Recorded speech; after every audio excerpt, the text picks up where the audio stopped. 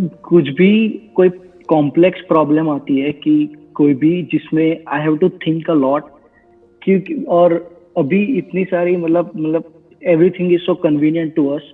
मुझे लगता है कि जो मेरी थॉट प्रोसेस है लाइक क्रिटिकल थिंकिंग की, वो एकदम से रुक गई है जस्ट बिकॉज मुझे सब कुछ अभी मतलब रेडी मिल जाता है। तो कोई भी क्रिटिकल चीज आती है तो मैं उसको सॉल्व नहीं कर पाता।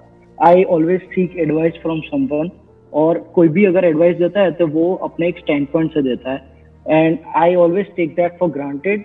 और मैं आई लाइक क्रिटिकली मतलब सोच नहीं पाता कि इस प्रॉब्लम को मैं पर्सनल लेवल पे कैसे सॉल्व कर सकता हूँ। ऑलवेज सीक फॉर समवन कि वो मुझे एडवाइस देंगे और then I will work on it. The problem that you are talking about कि भाई हम क्रिटिकली नहीं सोच पाते हैं या फिर किसी भी प्रॉब्लम की हम डेप्थ में नहीं जा पाते हैं, ये अकेले आपकी प्रॉब्लम नहीं है।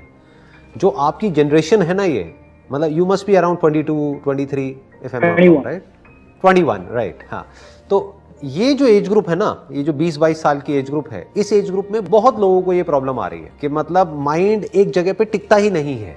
इनफैक्ट इसी को आप थोड़ा सा और आगे बढ़ाओ तो इसका प्रॉब्लम का एक नाम भी है जो कि ऑफिशियली मेडिकल टर्म्स में जिसको ADHD बोलते हैं, कि बेसिकली हमारा जो माइंड है वो हाइपर एक्टिविटी मोड में रहता है, कि मतलब माइंड में हमेशा कुछ ना कुछ घूमता ही रहता है।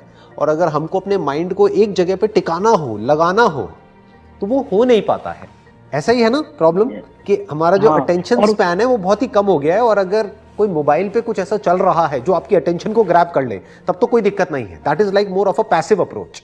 बट अगर एक्टिवली आपको कहीं किसी प्रॉब्लम में दिमाग लगाना है और उस प्रॉब्लम की डेप्थ में जाना है और आउट ऑफ द बॉक्स सोचना है, तो वहां पे इश्यूज आने लग जाते हैं, क्योंकि वहां पे बेसिकली हमारी ऐसी आदत नहीं है, हमारी ऐसी हैबिट नहीं है। तो अब बात आती है कि इसका सोल्यूशन क्या है।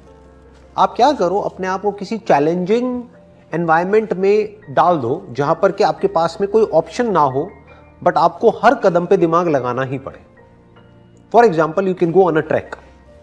आप जैसे अभी कनाडा में हो राइट, तो वहां पे आसपास में कुछ ऐसी माउंटेन्स होंगी, कुछ ऐसे रीजन्स होंगे, कुछ वैलीज होंगी जहां पर के ट्रैक्स होंगे, तो आप ट्रैकिंग के लिए जा सकते हो। उससे क्या होगा कि you can't afford to be passive there, क्योंकि अगर आपने गलती करी तो पैर फिसल जाएगा, गिर जाओगे, लग जाएगी, हर कदम पे आपको अलर्ट रहना होगा।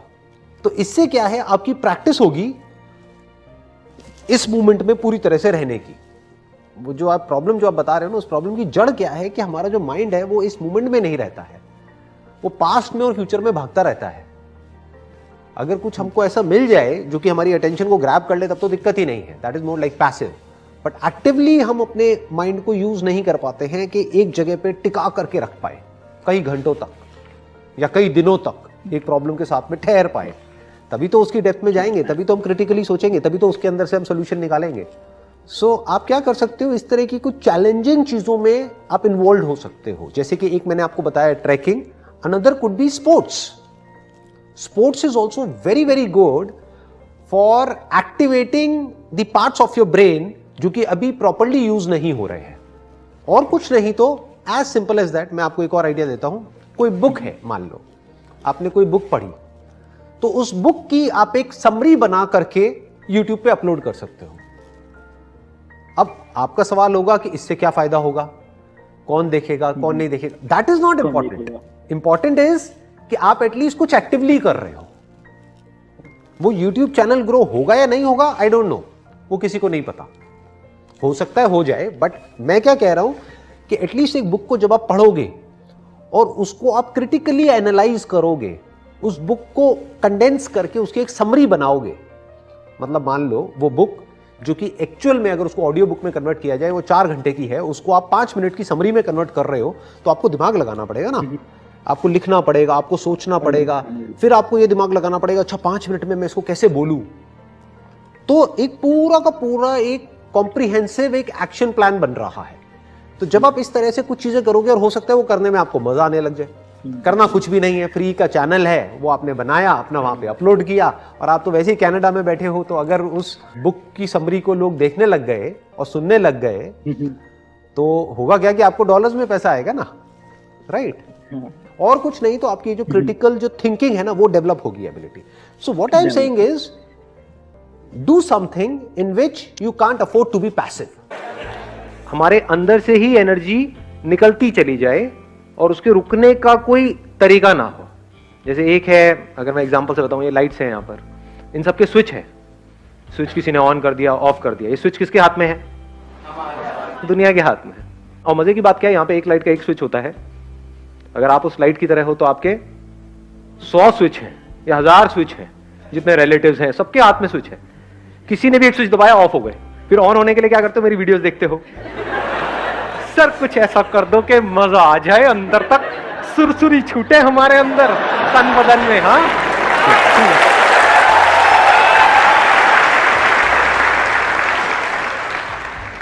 ये सब टेम्पररी सॉल्यूशन है, इसका कोई फायदा नहीं है। रियल सॉल्यूशन क्या है कि बिल्कुल रिलैक्स होकर के आराम से ठंडे दिमाग से विद पेशेंस समझने की कोशिश करो कि वो सोर्स ऑफ एनर्जी क्या है। एक बात तो पक्की है, कहीं बाहर नहीं है, क्योंकि मैं किसके वीडियो देखूंगा? आपके पास तो फिर भी मैं हूं, मैं किसके देखूं? मेरे से बेटर कौन है?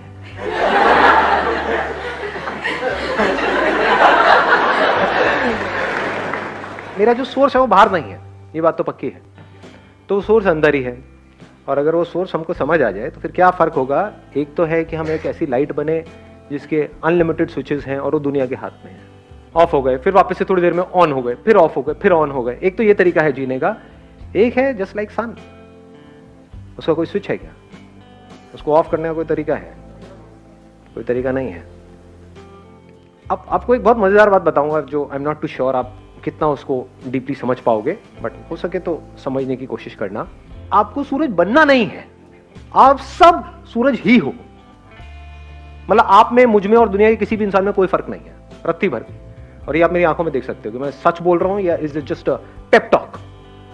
You understand what a pep talk is? Pep talk means कि भाई कोई बंदा परेशान है, उसको बोल रहे हैं नहीं नहीं सब ठीक हो जाएगा, सब ठीक हो जाएगा, जबकि हम खुद उस सिचुएशन में होंगे तो हमारी लगी बड़ी होगी। हाँ है, तो this is just a pep talk. किसी को बोलने के लिए कि कोई मर गया है, नहीं नहीं सब ठीक हो जाएगा, जो आया है वो जाएगा, तू जाने के लिए तैयार है? नहीं नहीं, it's not a pep talk. बहुत ही डीपर लेवल से आपको कुछ बोल रहा हूं, हो सके तो इस बात को अपने अंदर तक जाने दो। आपको सूरज बनना नहीं है, सूरज के जैसा बनना नहीं है, आप वो ही हो। अनलिमिटेड आपके अंदर एनर्जी भरी पड़ी है, अनलिमिटेड पोटेंशियल है, इन्फिनिट पॉसिबिलिटीज हैं, लेकिन सिर्फ अपने थॉट के लेवल पे आप छोटे होते चले जा रहे हो। एज किड्स आप सब में कितनी एनर्जी थी या नहीं थी? बहुत थी। कुछ फर्क पड़ता था? कभी किसी से लड़ाई हो गई, झगड़ा हो गया, ये हो गया, वो हो गया, मतलब चलते ही चले जाते थे। घर वाले इतना कहते थे मत तोड़ना मत तोड़ना, नहीं तोड़ ही देते थे। नहीं सुनते थे किसी की? ना जी, मतलब कमाल की एनर्जी थी। तो अब वो क्या है ऐसा जो हमारी एनर्जी को खींच लेता है? मजे की बात क्या है, वो हम सबको पता है। जो दुखी है, डिप्रेस्ड है, एंशियस है, परेशान है, उसमें एनर्जी की कमी है। एनर्जी है भी तो नेगेटिव एनर्जी है, लड़ने मरने को तो तैयार है, बट उसको बोला जाए कोई कंस्ट्रक्टिव कहाँ है? नहीं नहीं नहीं। तो ये पॉजिटिव कंस्ट्रक्टिव एनर्जी हमारे अंदर से कहां से आती है? क्रिएटिव एनर्जी हमारे अंदर कहां से आती है? जब माइंड पूरी तरह से रिलैक्स्ड होता है, माइंड पूरी तरह से एक जगह पर लगा हुआ होता है, उसमें हजार चीजें नहीं घूम रही होती है। नहीं तो हमारी ब्रेन की ऐसी हालत हो जाती है जैसे कोई कंप्यूटर हैंग हुआ पड़ा है। मोबाइल में आपने एप्स बहुत सारी डाउनलोड कर ली है, तो भैया अब टाइम आ गया फैक्ट्री सेटिंग्स को समझने का। समझे? बच्चे फैक्ट्री सेटिंग्स पे हैं, इसीलिए उनमें पूरी एनर्जी है। और इसका सोल्यूशन क्या है? अब आपको वापस से बच्चे के जैसा बनना है इस दुनिया के बावजूद। ये दुनिया जो बड़ों की दुनिया है, बड़े मतलब महामूर्ख, जो अपने आप को बड़ा समझते हैं।